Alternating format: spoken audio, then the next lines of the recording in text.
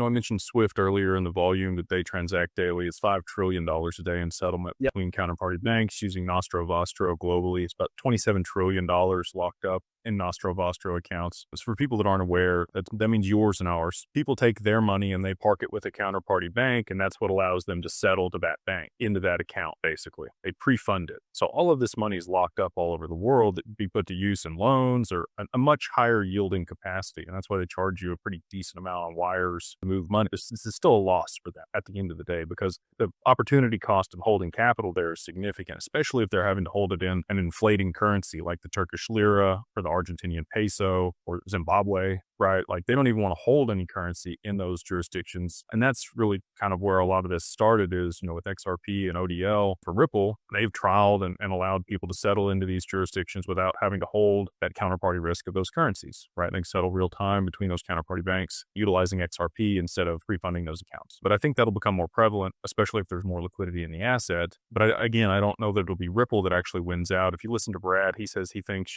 by 2030, they'll have maybe 14% of Swift volume at Ripple. Brad wouldn't just throw out a number. That's just pretty chargeable anyway, right? Yeah. Yeah, I think that Swift will end up adopting R3's infrastructure with Corda, which is a private permissioned ecosystem. It allows the banks to do what they want, build their own infrastructure, partner with them. If you look at the seed investors for R3, it was all the investment banks here in the US. They've only done one other round after that and haven't taken any more money. And again, that's probably because of the lawsuit with Ripple, where they were awarded 1.04 billion XRP. But if they were to be awarded, the contracts with Swift for instant settlement, because Swift is a messaging system. They just adopted ISO 20022 globally. Again, like you talk about the shipping container, right? Like you need a standardized way to move data packets for all of the messaging alongside these payments globally. That's what they've implemented over the last 4 or 5 years here. And that's the predicator, or what would precede the ability to settle real time, because you don't have to reconcile that information. You would know exactly which accounts it went to. So no networks themselves are actually ISO compliant. I hear a lot of people talk about that, but the technologies and messaging systems that have been developed on top of them or by these players like Stellar and Ripple are what is ISO compliant. And then they can utilize these distributed ledger technologies and the assets to settle real time. The primary settlement mechanism that R3 was originally